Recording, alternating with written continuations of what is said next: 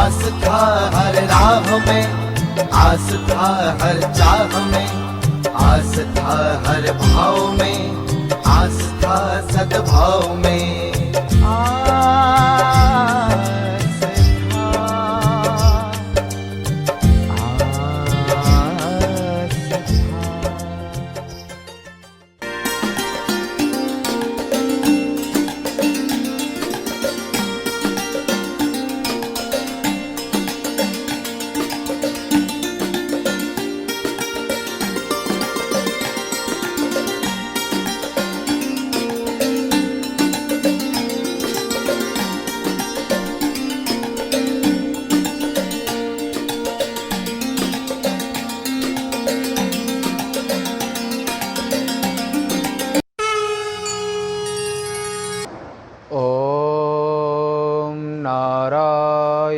नमस्कृत्य नरो चैव नरोत्तमं देवीं सरस्वतीं व्यासं ततो जयमुदीरयेत।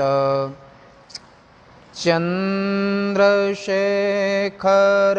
चन्द्रशेखर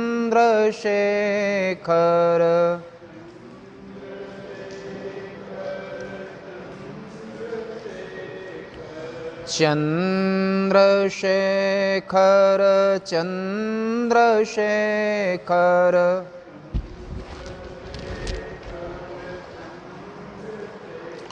श्री महाकाल महाराज के।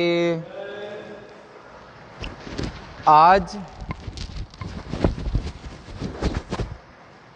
9/8/2020 श्रावण कृष्ण ओम पुनः सुनिए भाद्र कृष्ण षष्ठी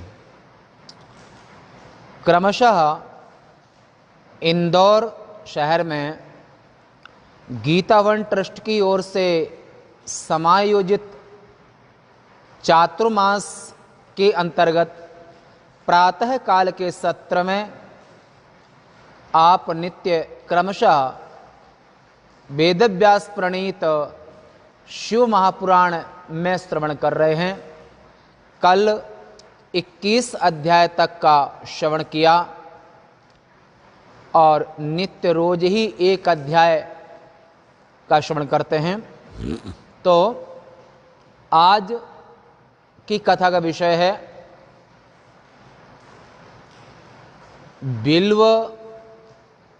बिल्वपत्र और शिव निर्माल्य। लोग नाना तरह के प्रश्न शंकाएं होती हैं, तो अब यहाँ पर यह प्रश्न होता है कि ये बिल्वपत्र और शिव निर्माल्य दो के विषय में यहाँ पर क्रमशः एक एक अध्याय, हर एक अध्याय का एक एक विषय निश्चित है। और जैसे शिव पूजा का है, पार्थिव पूजन का अलग अलग, ऐसे ही तो आज का जो इस अध्याय का विषय है, तो ऋषियों ने विनम्रता पूर्वक सूत जी के पास जाकर के इस तरह से पूछा, अग्राह्यं शिव नैवेद्य मिति पूर्वं श्रुतं वचः ब्रूहि तन्निर्णयं बिल्व महात्म्यमपि सन्मुने। हे सूत जी, हमने पहले सुना था कि शिवजी के नैवेद्य को ग्रहण नहीं करना चाहिए। ऋषियों ने कहा कि महादेव पर चढ़ा हुआ जो प्रसाद होता है, उस प्रसाद को कुछ लोग कहते लेना चाहिए, कुछ लोग कहते नहीं लेना चाहिए। तो ऐसा सुना था कि शिव महादेव के जो निर्माल्य होता है, जो उनका नैवेद्य होता है, उस नैवेद्य को नहीं खाना चाहिए, ऐसा हमने सुना पहले। उसके निर्णय तथा विल्व के महात्म को हम सुनना चाहते हैं, ये प्रश्न किया इस जगह पर। तो सूत जी ने प्रसन्नता पूर्वक गंभीर मुद्रा में बैठ करके और अपने गुरुदेव वेदव्यासी महाराज को नमन करके और जैसा सुना था वैसा आगे कहते हैं। सूतोवाचो शृणोध्वं मुनया सर्वे सावधानतयाधुना सर्वं वदामि सप्रीत्य धन्या यूयं शिवव्रता शिवभक्तः शुचि शुद्ध सद्व्रती दृढ़ निश्चयः भक्षयेत् शिव नैवेद्यं त्यजेत अग्राह्य भावनाम्। दृष्ट्वापि शिव नैवेद्यं यान्ति पापानि दूरतः भुक्ते तु शिव नैवेद्ये पुण्यान्यायान्ति कोटिशः। सूर्य ने कहा कि हे मुनियों, आप सब धन्य हैं और अच्छे श्रोता भी बड़े भाग्य से मिलते हैं। अच्छे आचार्यों का मिलना, श्रोत्रिय ब्रह्मनिष्ठ और सत्यव्रती शिव भक्त का मिलना भी जन्मांतरी पुण्य के बिना संभव नहीं है, और अच्छे श्रोताओं का मिलना भी बड़े भाग की बात है। तो सूत जी ने जो ऋषियों को इस तरह से भावना प्रदान देख करके उन्हें कहा कि आप धन्य हैं, तो मैं प्रेम पूर्वक आप लोगों से ये कहता हूँ कि आप मन लगा करके सावधान होकर के इस विषय का श्रवण करें कि शिव भक्त तन मन से शुद्ध होकर, वाणी भी साथ में आती है, तन मन और वचन माने वाणी, तीनों ही से शुद्ध होना चाहिए। जो शिव भक्त है वो तन माने स्थूल देह है, मन माने सूक्ष्म देह है, और वाणी बाग वै पुरुषः, ऋग्वेद में आता है कि वाणी को पुरुष कहा है। अगर वाणी अच्छी है तो सब कुछ है, अगर वाणी बिगड़ गई और सब कुछ अच्छा है तब भी कोई मतलब नहीं है। इसलिए वाणी को पुरुष, मन को पुरुष, देह तो है ही, तो ऐसा मन वाणी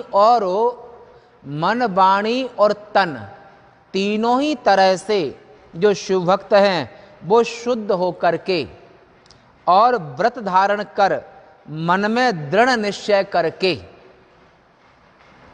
अभी देखो आप सभी लोग, हमारे जमर जी भी, गोयल साहब जी, हमारी माताएं भी, इतनी बरसात होने के बावजूद भी ये आप सभी का पुण्य तो है, दृढ़ निश्चय है, और भगवान शिव भक्त का असाधारण उनकी पहचान होती है कि भगवान शिव के भक्त दृढ़ निश्चय होते हैं। ढोलुमुल लोटा नहीं होते हैं, एक कहा था बिना पेंदी का लोटा। पहले लोटा चलते थे तो कई लोटों में नीचे पेंदी नहीं होती थी, तो बिना पेंदी का लोटा, थोड़ा कुछ जमीन नीचे ऊपर हुई, थोड़ा सहारा मिला, लुढ़क गए, चाहे पानी भरा हो, दूध भरा हो, कोई फर्क नहीं है, वो ऐसे ही लुढ़क जाते हैं। कैसे? सनातन धर्म अमृत स्वरूप है, अपौरुषेय वेद का सिद्धांत है, और इसमें कुछ भी बाकी नहीं है, सब कुछ है। और ऋषि मुनियों ने एक से एक सिद्ध महापुरुष अपने पूर्वज हुए हैं। हमारे हिंदू समाज में, वैदिक संस्कृति में गुरुजनों की अगर देखें तो एक से एक त्यागी, तपस्वी, ब्रह्मचारी, सतियां, एक से एक आदर्श प्रस्तुत किए हैं।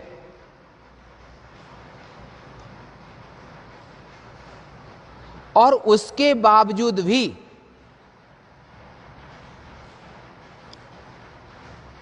हिंदू का जो अंतःकरण है वो उसकी खुद की कमी है।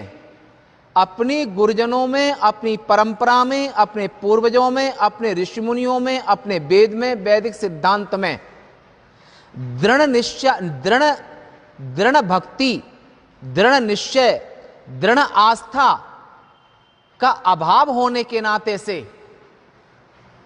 क्या होता है, थोड़े से प्रलोभन में किसी ने पैसे का प्रलोभन दे दिया, किसी ने कपड़े का, किसी ने दवाई का, किसी ने मकान का, दुकान का, चाहे वो ईसाई मिशनरियां हो, चाहे इस्लाम हो। तोड़ते किसको हैं? तोड़ते तो हिंदू को ही तोड़ते हैं। बाकी इनकी परंपरा बहुत गरिमामयी है, परंपरा महान है, परंतु अपनी परंपरा को ध्यान न रखते हुए, अपनी परंपरा को आदर्श न मान करके, अपनी परंपरा को न समझ करके, अपनी परंपरा अपने माँ बाप में आदर्श माँ बाप है, आप अपने माँ बाप की परंपरा को न समझ करके और लोभ वृत्ति से, इंद्रियाराम वृत्ति से, किसी भी कारण से संसार की चमक दमक से प्रलोभित होकर के, और जो हमेशा भय को देने वाला है, ऐसे भय को देने वाले अपने सनातन धर्म को त्याग करके और परधर्म स्वीकार कर लेते हैं, बाद में पछताते हैं।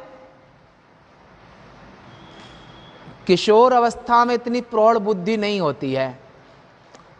बालिकाएं किशोर अवस्था में और धूर्तों के, पाखंडियों के और ऐसे लोगों के जो लव जिहाद में कर बैठते हैं और वहां पर इतनी झूठ बोलते हैं, और झूठ, क्योंकि हिंदू समाज में आपस में परिवारों में इतनी झूठ उठ नहीं चलती है, और प्रेम में बच्चे, सभी के बच्चे बड़े प्रेम में पलते हैं। ऐसे भोली भाली बच्चियां किशोर अवस्था में अल्प वय व्यामोहित हो गई, किसी भी कारण से मोहित होकर के कभी ईसाई से शादी कर ली, कभी मुस्लिम शादी कर ली, कभी किसी से कर ली, कभी किसी से कर ली, और जब उनकी प्रौढ़ अवस्था आती है या 2-4 बच्चे पैदा करके और तलाक तलाक तलाक छोड़ देते हैं, तब उनको होश आता है कि हमने अपने माँ बाप को भी नहीं बताया, और एक वंचक पुरुष पर विश्वास करके हमने इसके धूर्त व्यक्ति के पाखंडी प्रेम को सच मान लिया, अपने माँ बाप के समान, अपने माँ बाप को नहीं बताया। वो बच्चियां जब लव मैरिज कर लेती हैं, कोर्ट मैरिज कर लेती हैं, और उन लोगों को 5-5, 4-4 लाख मस्जिदों से, ईसाई मिशनों से मिलता है कि तुम इनकी लड़कियों को लव जिहाद में फंसाओ, और जब यहां पर सुना है, तो जब ये कर, तो वहां पर बे किशोरियां, बे बालाएं, बे अबोध बच्चियां जब उन पर बीतती है, यहाँ का समाज कट जाता है, और जहां पर विश्वास करके जाती हैं वो तो विश्वास योग्य है ही नहीं, वो तो तलाक तलाक तलाक करके खत्म, फिर अपने नन्हे मुन्ने बच्चों को लेकर के और रोड पर आ जाती हैं। तब उनको अपनी मर्यादाएं, अपने आदर्श, अपने हिंदू समाज के रीति रिवाज, इनके ऋषि महर्षियों के त्याग, तपस्या, आदर्श और सीता और राम के आदर्श याद आते हैं।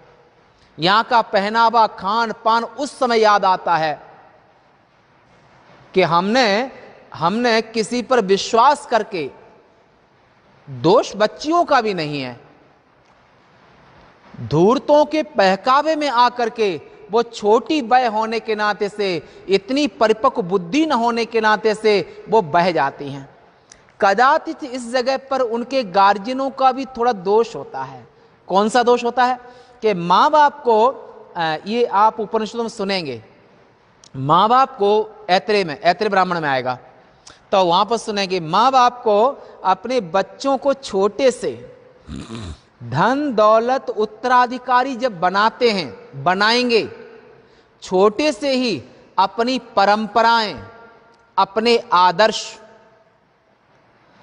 और अपनी गरिमा, अपने पूर्वजों की गरिमा, ये छोटे बच्चे और बच्चियों के साथ में बचपने से शेयर करना चाहिए।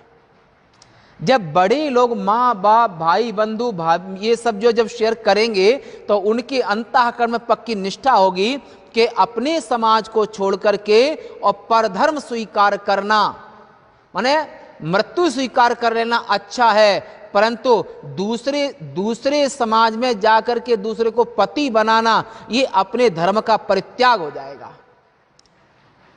उज्जैन में कई घटनाएं होती हैं। नवरात्रि में क्या होता है, क्या बोलते हैं उसको, जो नाचते हैं, गरबे। तो गरबे में और महाकाल मंदिर में कई जगह पर विधर्मी लोग धूर्त पाखंडी लोग मंदिरों में, गरबों में वेश बदल करके, टीका लगा करके, हाथ में कड़ा पहन करके, और जो हिंदुओं को जो इस तरह से वो विधर्मी लोग आ जाते हैं, पकड़े भी जाते हैं, यहां भी आते हैं, उज्जैन में तो कई बार मैंने देखा है, तो वहां पकड़े भी जाते हैं, और वहां पर फिर तो ऐसे लोग वहां पर वेश बदल करके कि वहां पर विधर्मी सनातन धर्म, हिंदू धर्म को छोड़ करके राजा महाराजाओं की परंपराएं आप देख लीजिए, भीष्म, कर्ण, राम, आखिर एक से एक योद्धा हुए हैं राजघरानों में भी। तो वो कहते हैं कि सावधान, वार करने के पहले भी सामने से वार करते हैं, वीर पुरुष कभी पीछे से वार नहीं करते हैं। हिंदू सनातन संस्कृति में वार करने की पीछे से परंपरा नहीं है कि छल कपट दंभ करके वार करें। सनातन संस्कृति है, महान संस्कृति है, और इस संस्कृति को छोड़ करके इतर में जो संस्कृति है वहां छल कपट पाखंड भरा पड़ा है अंतःकरणों में।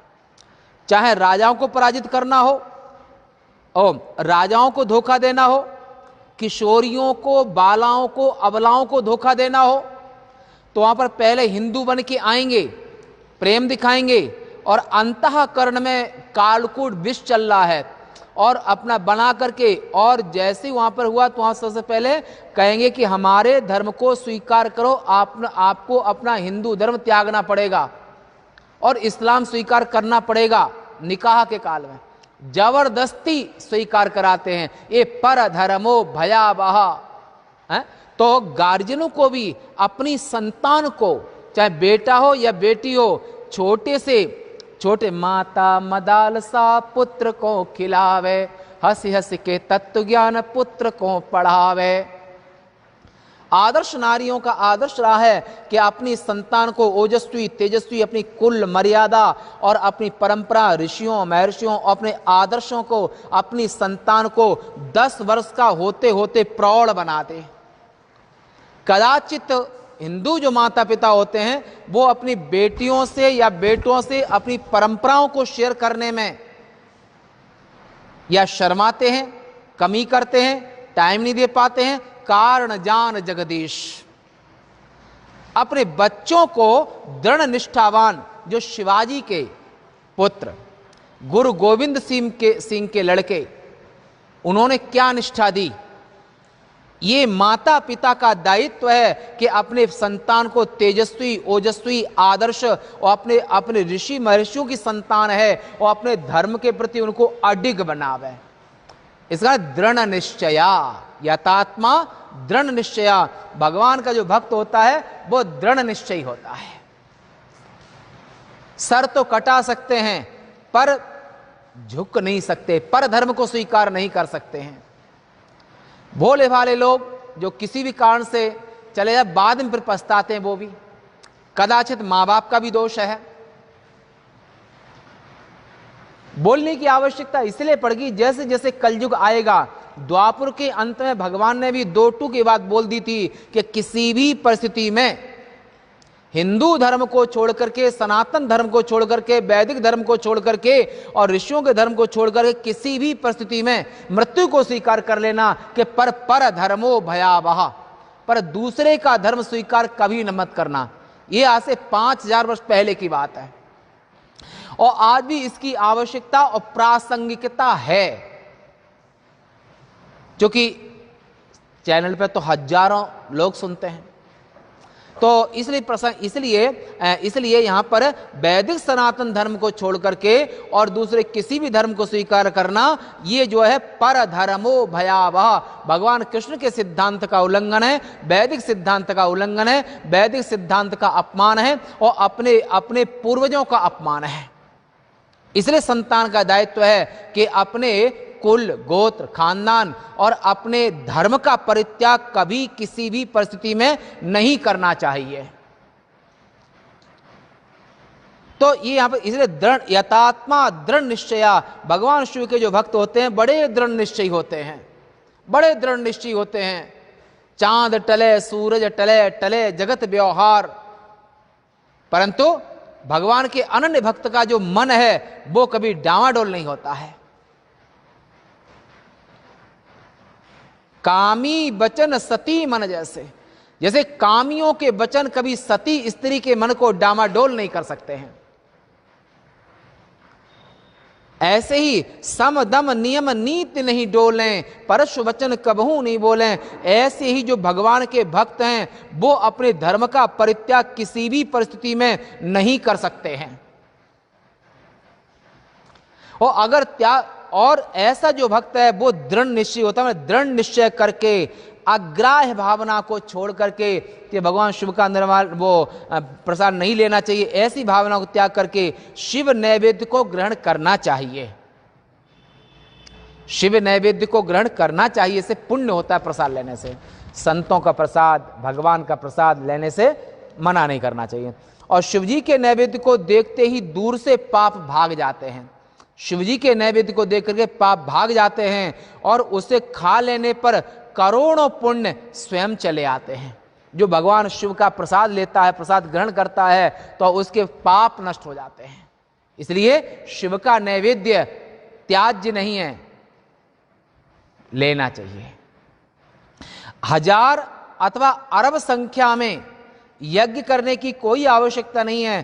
केवल शिवजी का नैवेद्य खा लेने मात्र से भक्त को शिव सायुज्य की प्राप्ति होती है। भगवान शिव के प्रसाद का इतना महत्व है। भाग्यशाली को प्रभु का प्रसाद मिलता है। दुर्वासा जी भगवान बैकुंठ से जब आए तो भगवान बैकुंठनाथ ने माला दे दी प्रसाद में, तीनों लोक का राजा समझ करके इंद्र को दे दिया। इंद्र ने उसका उचित भगवान बैकुंठनाथ का सम्मान न करते हुए हाथी के गले में डाल दिया। हाथी ने लिया सूंड से और पैरों में। दुर्वासा जी को क्रोध आ गया कि हमारे आराध्य की माला को तुमने इस तरह सम्मान नहीं किया। दुर्वासा ने शाप दे दिया, ऐश्वर्यहीन हो जाओ। इसलिए संतों का प्रसाद, नारायण का प्रसाद, भगवान विष्णु का प्रसाद सम्मान के योग्य है। सम्मान करना चाहिए, लेना चाहिए। पाप नष्ट होते हैं प्रसाद खाने से। और शिव के घर में शिव नैवेद्य, जिसके घर में शिव नैवेद्य का प्रचार भी होता है, वह घर पवित्र हो जाता है। कनखल में दक्ष के यज्ञ में सबसे बड़ा अगर अपराध हुआ तो कौन सा अपराध हुआ? शिव निंदा का अपराध हुआ। और शिव निंदा के अपराध से दक्ष को अपना सर देना पड़ा प्रायश्चित में, और अन्य सभी को दंड मिला। ऐसे ही हरि गुरु निंदक दादुर होई। श्री हरि की और नारायण की, हरि की और शिव की निंदा नहीं करना चाहिए। संतों की, संत की निंदा सांप की योनि, साधु की निंदा सांप की योनि, संत की निंदा सांप की योनि। संत की निंदा शिव की निंदा मानी जाती है। और जहां शिव निंदा होती है वो अपवित्र घर हो जाता है, अपवित्र स्थान हो जाता है, अपवित्र क्षेत्र हो जाता है। तो इसलिए जिस घर में शिव की कथा होती है, शिव का गुणानुवाद होता है, शिव नाम का कीर्तन होता है, वो घर पवित्र होता है। और दूसरों को पवित्र करने का भी कारण होता है वो घर। और शिव नैवेद्य को आया हुआ देख करके उसे शिरोधार्य करना चाहिए, उसे शिव का स्मरण करते हुए सेवन करना चाहिए। शिव निर्माल्य का सेवन अवश्य करना चाहिए। आगतं शिव नैवेद्यम अन्यदाग्राह्यमित्यपि विलंबे पाप संबंधो भवत्येव हि मानवः। अगर शिव प्रसाद लेने में अगर विलंब करता है, अच्छा फ्रिज में रख दो कल खाएंगे, ये पाप लग गया। प्रसाद आए और रखो, ज्यादा नहीं, थोड़ा लेकर के, अच्छा हम बाद फिर लेंगे, थोड़ा तत्काल लेकर के, हैं। तो ऐसा जो अगर आप लोग उपेक्षा पूर्वक कहते जाओ रख दो फिर खाएंगे, तो उपेक्षा प्रसाद की होगी। तत्काल प्रसाद लेना चाहिए, प्रसाद के लिए ना नहीं। न यस्य शिव नैवेद्ये ग्रहणेच्छा प्रजायते स पापिष्ठ गरिष्ठास्यान् नरकं यात्यपि ध्रुवम। और ऐसा जो व्यक्ति जिसके मन में शिव प्रसाद को ग्रहण करने की इच्छा नहीं होती है, वह महान पापी अवश्य ही नरक में जाता है। और हृदये चंद्रकांते च स्वर्ण रूप्यादि निर्मिते शिव दीक्षावता भक्तेन इदं भक्ष्यमितीर्यते। शिव दीक्षान्वितो भक्तो महाप्रसाद संज्ञकम सर्वेषामपि लिंगानां नैवेद्यं भक्षये शुभम। सोने, चांदी आदि धातुओं से बनी हुई जो चंद्रकांत, चंद्रकांत का अर्थ होता है शिवलिंग, शिव मूर्ति, शिवलिंग शिव मूर्ति। चंद्र के कांत, चंद्रमा का महत्व क्यों बढ़ा? महादेव ने स्वीकार किया, सम्मान किया। महादेव ने चंद्रमा को सिर पर धारण कर लिया। गंगाधर जय शिव। और गंगा जी का महत्व सबसे ज्यादा क्यों हुआ कि गंगा को महादेव ने अपने सर में स्थान दिया। गंगाधर कहलाए प्रभु, गंगाधर कहलाए। और पार्वती की बड़ी बहन का नाम गंगा है। दोनों सगी बहनें हैं, दोनों बहनें हैं। ऐसा एक दूसरे पुराण में, इसमें भी आएगा, आगे आएगा। तो गंगा भगवती की बहन है पार्वती की, तो प्रभु गंगाधर कहलाए। तो ऐसे वह सोना, चांदी, अन्य धातुओं से बनी हुई जो शिव की मूर्ति को हृदय में धारण करने वाले शिव भक्त को ही इस शिव नैवेद्य को भक्षण का अधिकार है, ऐसा कहा गया है। शिव दीक्षा प्राप्त भक्त महाप्रसाद संज्ञक शिवजी के सभी प्रकार के लिंगों के नैवेद्य खाने के अधिकारी होते हैं। शिवलिंग कोई भी हो, प्रत्येक शिवलिंग पे चढ़ा हुआ जो नैवेद्य है वो भक्ष्य है, खाने योग्य है, प्रसाद लेने योग्य है, प्रसाद लेना चाहिए। और अन्य दीक्षाओं को प्राप्त जिन मनुष्यों की भक्ति शिव में होती है उनके लिए शिव नैवेद्य भक्षण का निर्णय आगे सुनिए, आगे और भी कह रहे हैं।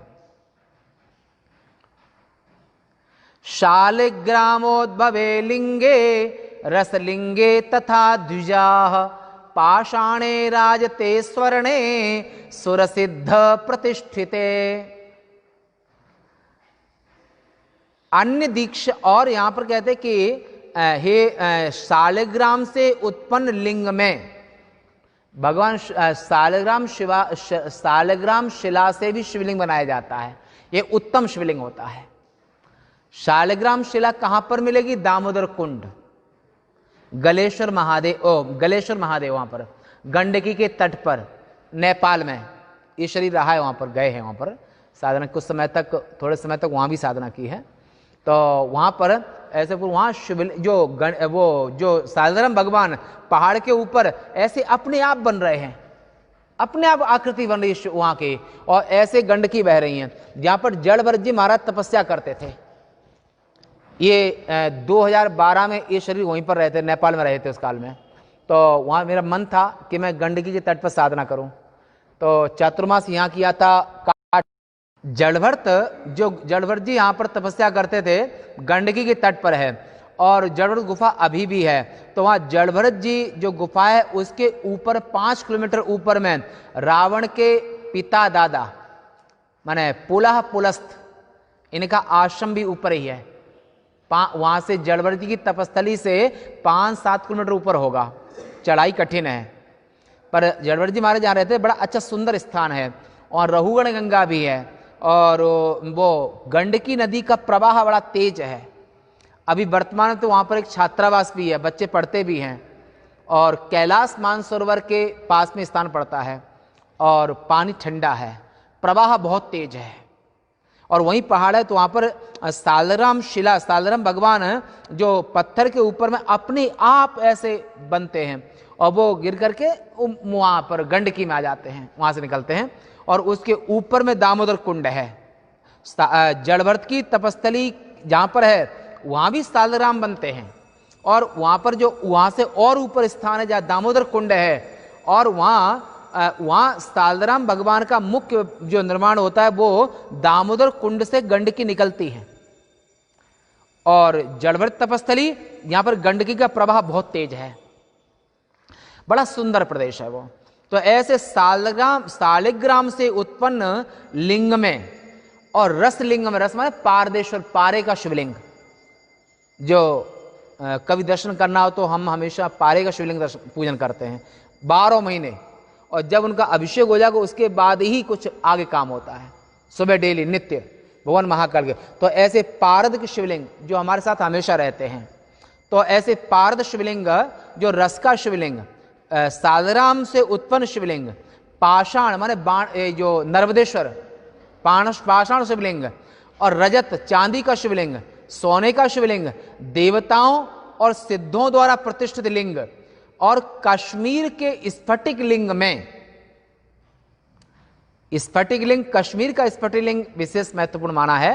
तो कश्मीर के स्फटिक लिंग में, रत्न लिंग में, रत्न माने माणिक्य आदि का लिंग, रत्न लिंग में, सभी ज्योतिर्लिंगों में, जितने भी ज्योतिर्लिंग हैं सभी ज्योतिर्लिंगों में शिव नैवेद्य का भक्षण करना चांद्रायण व्रत के समान फल देने वाला होता है। चांद्रायण व्रत से जो पुण्य होता है वो ज्योतिर्लिंग का निर्माल्य, ज्योतिर्लिंग का नैवेद्य, और रस का शिवलिंग माने पारदेश्वर, बाण शिवलिंग, रजत शिवलिंग, सोने का शिवलिंग, इन सब पर जो चढ़ा हुआ नैवेद्य है वो ग्रहण करने से पुण्य होता है, चांद्रायण के समान पुण्य होता है। और ब्रह्म हत्या किया मनुष्य,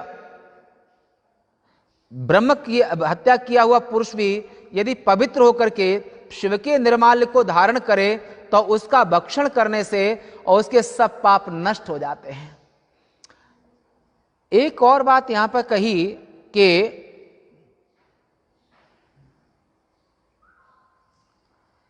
चंडा देवी का अधिकार कहा है, एक वहीं पर चंडा देवी का अधिकार।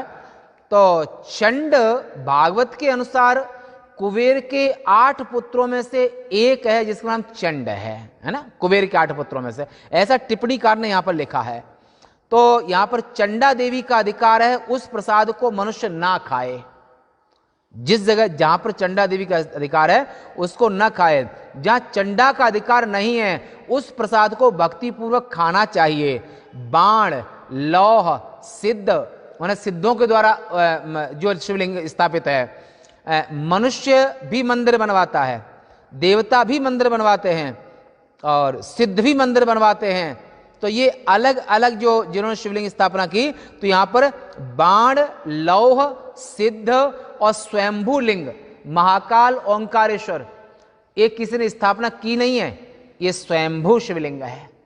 भगवान महादेव अपने आप में स्वयंभू, उनको किसी ने नहीं बनाया न स्थापना की है, वो स्वयंभू शिवलिंग है। और जो 12 ज्योतिर्लिंग हैं ये स्वयंभू हैं, इनको किसी ने ना स्थापित किया है ना बनाया है। तो स्वयंभू लिंगों में तथा शिव की अन्य प्रतिमाओं में इस चंड का अधिकार नहीं है। जो स्वयंभू शिवलिंग है वहां चंड का अधिकार नहीं होता है।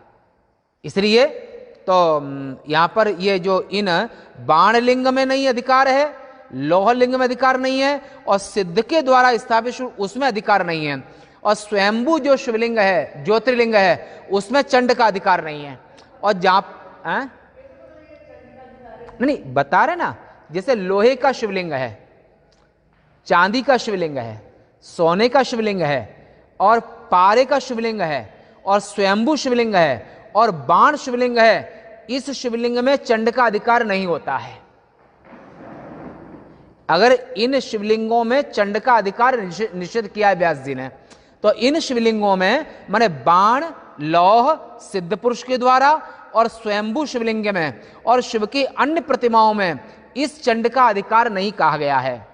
और शिवलिंग को विधि पूर्वक स्नान कराकर उस जल को 3 बार जो पीता है, एक बार नहीं, जो स्नान कराए शिव 3 बार चरणामृत लेते हैं, एक बार 3 बार चरणामृत लेना चाहिए, एक बार नहीं, जो 3 बार शिव चरणामृत को 3 बार पीना चाहिए। और जो 3 बार पीता है उसके त्रिविध ताप नष्ट होते हैं, माने देह के कष्ट, दैहिक, दैविक, भौतिक, भूत प्रेत और इनकी पीड़ा भी नहीं होगी। और जो शेर, चीता, भालू आदि इनसे जो पीड़ा है उनसे भी बचेंगे। तो ये 3 तरह के पापों का नाश शिव निर्माल्य को, शिव चरणामृत को 3 बार जो पान करता है उसे 3 तरह के पापों का, 3 तरह के कष्टों का नाश होता है। जिस शिव नैवेद्य को अग्राह्य कहा गया है वह पत्र, पुष्प, फल, जल आदि भी शालिग्राम शिला के स्पर्श से पवित्र हो जाते हैं। शालिग्राम शिला को परम पावन कहा है। हे, और लिंग के ऊपर जो द्रव्य रहता है, ध्यान रखना, शिवलिंग के ऊपर जो चढ़ोतरी रहती है या द्रव्य रहता है या कोई पदार्थ रहता है, तो शिवलिंग के टच करने वाला, शिवलिंग के ऊपर चढ़ा हुआ, शिवलिंग का स्पर्श करते हुए, चाहे वो द्रव्य हो, दक्षिणा हो, ये हो, तो वह अग्राह्य है, उसको नहीं लेना चाहिए। जो शिवलिंग को स्पर्श करती हो है? तो वो अग्राह्य, यहां पर जो लिंग के ऊपर जो द्रव्य रहता है वह अग्राह्य है, और जो लिंग के स्पर्श से दूर है, जो शिवलिंग के स्पर्श से दूर द्रव्य है उसे ग्रहण कर लेना चाहिए। लिंग का स्पर्श किया, उस जो लिंग का स्पर्श करता उसमें अधिकार गोस्वामी का होता है, अन्य जो लोग उनका अधिकार गोसाई का, उनका अधिकार होता है? तो ये यहां पर लिंगोपरिच यद्रव्यम तदग्राह्यं तद अग्राह्यं मुनीश्वरा, लिंग के ऊपर जो चढ़ा हुआ है हे मुनीश्वरो वो ग्रहण नहीं करना चाहिए। सुपवित्रम च तजगेयम तलिंग स्पर्श बाह्यता, और शिवलिंग के स्पर्श से रहित जो प्रसाद है, शिवलिंग के स्पर्श से रहित जो द्रव्यादिक है उसको लेने में दोष नहीं है, और शिवलिंग को स्पर्श किया हुआ जो द्रव्य दक्षिणा आदिक है उसमें अधिकार गोसाई आदिक उन लोगों का है, ऐसा बोधने वाले कहा।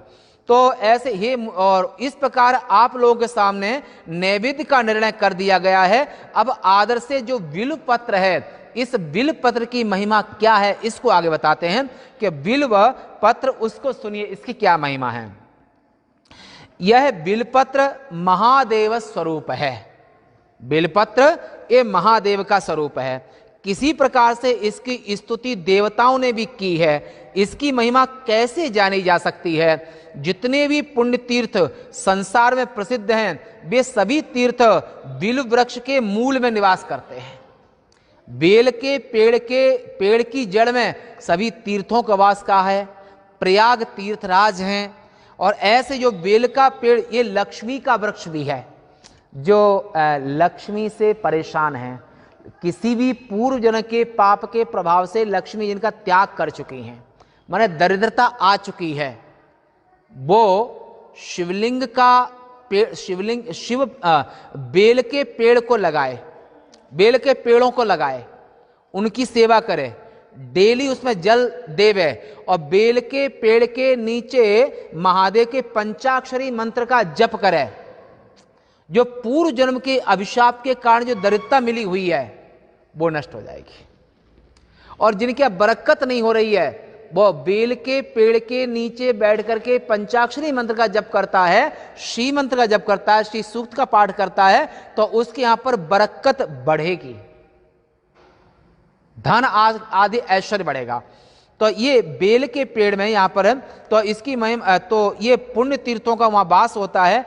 बेल की जड़ में जो पुण्यात्मा अविनाशी लिंग रूपी महादेव की पूजा करता है, बेल का पेड़ भी महादेव का रूप है, जो वहां बेल के पेड़ के तने में शिवलिंग का पूजन करता है वह निश्चय पूर्वक शिवजी को प्राप्त कर लेता है। जो बेल की जड़ में स्थित शिवजी के ऊपर जल चढ़ाता है, माने बेल की जड़ में पानी देता है। आप पहले भी सुना था कि पूरी सृष्टि में अचर शिवलिंग है और चर शिवलिंग है, स्थावर और जंगम।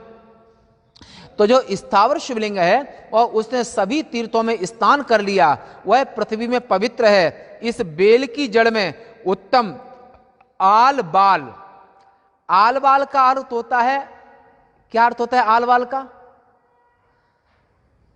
पेड़ है, पेड़ के चारों तरफ से किसान लोग मिट्टी को लेकर के इकट्ठा कर देते हैं, और जिनको घरुआ कहते हैं, जिनको बीच में पानी भरा रहे, ताकि इधर से मिट्टी लगा दिए उधर मिट्टी लगा दिए और बीच में पानी भरा रहे ताकि, हैं, उसको आल बाल कहते हैं, थाल कहते हैं, घरुआ कहते हैं, अलग जिसकी जो भाषा हो। आप मेरी भावना समझ रहे हैं मैं क्या कहना चाहता हूं?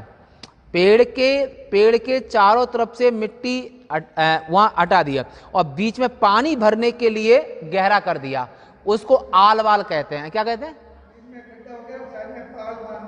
इसको आलवाल कहते हैं यहां की भाषा में, अथवा थाल कहते हैं, हाँ जो भी जी वो। और उसमें जो पानी भर देते हैं, बेल के पेड़ में पानी भर देते हैं किसान लोग ताकि पानी थोड़ा अंदर तक जाए। तो ऐसे थाल से भरा हुआ देख करके महादेव जी अत्यंत प्रसन्न होते हैं। बेल के पेड़ में पानी भरना, पानी भरा हुआ देख करके महादेव को, जगत नियंता को अति प्रसन्नता होती है। क्योंकि एक और यहां से संदेश सनातन संस्कृति का कि प्रकृति की रक्षा हर मनुष्य को करना चाहिए। हिंदू, मुस्लिम, सिख, ईसाई जितने भी लोग हैं, या व्यास जी का ये भी तात्पर्य है। और ये प्रकृति की रक्षा माने अधिक पेड़ पौधे लगाए और उन पेड़ पौधों में पानी दे और शिव बुद्धि से दे, आस्तिक बुद्धि से दे। और जो पानी देते हैं वहां पेड़ों को हरियाली, आगे आने वाली पीढ़ी को भी हरियाली प्रदान करते हैं, तो वो मान लो भगवान महादेव की ही सेवा कर रहे हैं।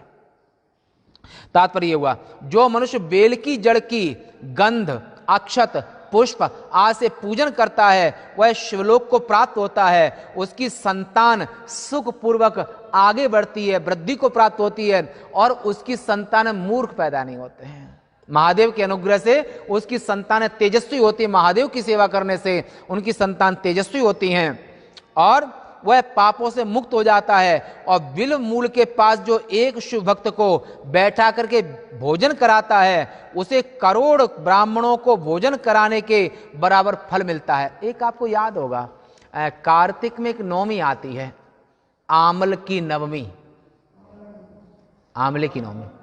जैसे बेल का पेड़ का महत्व है, ऐसे आमले का पेड़ का भी महत्व है। सोचो भारतीय संस्कृति कितनी महान है कि यहां पर संपूर्ण प्रकृति के संरक्षण, संवर्धन पूरी मानव जाति के लिए, कि इसलिए हमेशा पेड़ पौधे वनस्पति की ब्रह्म बुद्धि से उनकी रक्षा करो। काटो मत, लगाओ पेड़ों को, अपने जन्मदिन पर लगाओ, उत्सव पे लगाओ और अपने आराध्य के नाम पर लगाओ, पर पेड़ों को अधिक से अधिक लगाओ। तो ऐसे आमल की नवमी में जो आमले के पेड़ के नीचे, ये प्रसंग आपको पद्म पुराण में मिलेगा। आमले की महिमा पद्म पुराण में मिलेगी, या शिव पुराण में मिलेगी। तो वहां पर जो उस नवमी को जो भोजन कराता है, उस पेड़ के नीचे बिठा करके अक्षय सुखम वाप्नुयात, पद्म पुराण में, तो उसको अक्षय सुखों की, भोगों की, धन और वैभव की प्राप्ति होती है। पेड़ के नीचे, घर में भोजन नहीं, घर में भोजन का महत्व है, पर पेड़ के नीचे भोजन कराने का भी महत्व है। खीर, पूड़ी, मालपुआ आदि का ये। और शिवलिंग का पूजन सांगोपांग कहा गया। और यह प्रवृत्ति तथा निवृत्ति, यानी कि गृहस्थ और सन्यासी, दो ही रास्ते संसार में हैं, या तो गृहस्थ बन जाओ या सन्यासी बन जाओ, बीच का रास्ता मत अपनाओ है। और जब पापी जब कहीं पर ये होने लगे, जब कहें कि धर्म की अपेक्षा नहीं है, धर्म माने सत्य, और जिस देश धर्म निरपेक्ष हो गया और जिस देश को, जिस व्यक्ति को, जिस समाज को वो कहे कि अब सत्य की आवश्यकता नहीं, तो उस समाज की रक्षा कौन कर सकता है? सत्य माने धर्म, धर्म माने सत्य है? और अगर आप संविधान को धर्म निरपेक्ष बना दोगे, सत्य से, सत्य माने धर्म, और सत्य क्या है? वेद अपौरुषेय हैं, मनुष्य के द्वारा नहीं बनाए गए हैं। वैदिक संविधान, वेद संपूर्ण ब्रह्मांड का संविधान है। और ऐसे वैदिक संविधान को, जिस देश में वेदों का सम्मान होता है, वेदों की प्रतिष्ठा होती है, सत्य की प्रतिष्ठा होती है, धर्म की प्रतिष्ठा होती है, वो देश हमेशा उन्नति को प्राप्त करता है। और जिस देश में कह दी कि धर्म निरपेक्ष, धर्म की आवश्यकता नहीं, उस देश का मालिक तो भगवान ही है। और ये भी आप कालांतर में कभी देखोगे कि विदेशों से, बाहर से ये संदेश आएगा कि वो देश वैदिक सनातन धर्म के अनुसार चल रहा है। जब बाहर से यह संदेश आएगा तो भारत देश फिर महसूस करेगा कि भूली हुई आजादी की कीमत सबने पहचानी थी। भारत देश के संविधान में धर्मनिरपेक्ष लगा दिया। अरे धर्म के बिना, सत्य के बिना, मर्यादाओं के बिना देश, समाज, राष्ट्र, हमारा जीवन कैसे चल सकता है? भाई जिसको जो अच्छा लगे वो करो, ये कैसे हो सकता है? आपको भारत देश का संविधान धर्म प्रधान है, सत्य प्रधान है, मर्यादा प्रधान है। मर्यादा का नाम धर्म है। माता की अपनी मर्यादा है, पिता की अपनी मर्यादा है, बेटे की अपनी मर्यादा है, राजा की अपनी मर्यादा है, प्रजा की अपनी मर्यादा है, सन्यासी की अपनी मर्यादा है, गृहस्थ की अपनी मर्यादा है। और सभी अगर अपनी मर्यादा सीमा में रह करके जिंदगी जिए, और मर्यादा का नाम धर्म है, मर्यादा का नाम सत्य है, मर्यादा का नाम वेद है, मर्यादा का नाम जीवन है, और मर्यादा का नाम राजा है, और मर्यादा का नाम प्रजा है, मर्यादा का नाम भगवान है, और मर्यादा का नाम भक्त है। ऐसी जो मर्यादा हैं वो मर्यादा का नाम धर्म है। और जो इस तरह से जो रुद्राभिषेक का मैं सुना, और शाली अन्न का नैवेद्य चढ़ावे, पूजा के अंत में उस लिंग को शुद्ध घर में अलग रखे। बलि पूजा, बलि माने उपहार, माने जैसे सनातन धर्म में बलि का अर्थ नारियल, फल, नारियल, फल, दक्षिणा, ये सब बलि। बलि माने उपहार, सम्मान। आप यहां फूल चढ़ाते हैं, ये आपका बलिदान करना हो गया। नारियल चढ़ाते हैं, या बलिदान माने उपहार। सर्वे बलिमाहरन्ति उपनिषद में आएगा। तो ऐसे महादेव के पूजन के बाद वो उपहार जरूर देवे, नारियल, पुष्प, दक्षिणा चढ़ावे। और बलि पूजा कर लेने के बाद शिव भक्तों को भोजन कराना चाहिए। और जो संसार से निवृत्त हैं उनके लिए केवल सूक्ष्म लिंग की उपासना का विधान है, वो प्रणव से ही पूजा कर सकते हैं। और विभूति माने भस्म से पूजन करके शिवजी को विभूति चढ़ावे। पूजा समाप्त करने के बाद सदा शिवलिंग को शिरोधार्य करे, यानी कि ऐसे पूजन कर लिया, उसको ऐसे हाथ करके और ऐसे इस मुद्रा से, हे महादेव नमः शिवाय, ये मुद्रा से ऐसे 3 बार, 3 बार ऐसे, है ना। और पूजा पूरी संपन्न होगी, प्रणाम सब, तो अपने हे महादेव आपका हमने यहां पूजन किया, अब आपने इस यहां निवास करें, हृदय में निवास करें। ऐसे शिवलिंग को अपने में धारण करें। तो यहां पर जो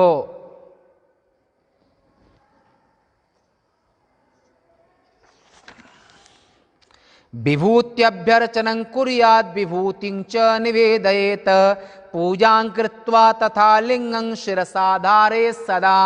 ये 36वां श्लोक है कि उस शिवलिंग को मानसिक तौर पर ऐसे धारण करें और उसको ऐसे माथे प्रणाम भी करें, साष्टांगम, है ना। और फिर ऐसे, तो इस तरह से यहाँ पूजा आपने रुद्राक्ष को बिल्व की और नैवेद्य की, अब कोई शंका नहीं होगी।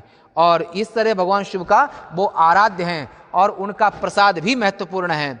और जो पुष्पदंत नाम का जो गंधर्व थे, तो उन्होंने भगवान महादेव के निर्माल्य का उल्लंघन कर दिया था। अपनी आकाशचारी जो गति सिद्धि थी उसको खो बैठे थे। तो इसलिए शिव निर्माल्य का उल्लंघन नहीं करना चाहिए, इसलिए आदि परिक्रमा होती है। शिव निर्माल्य जहां पर आ जावे तो वहीं से घूम जाओ।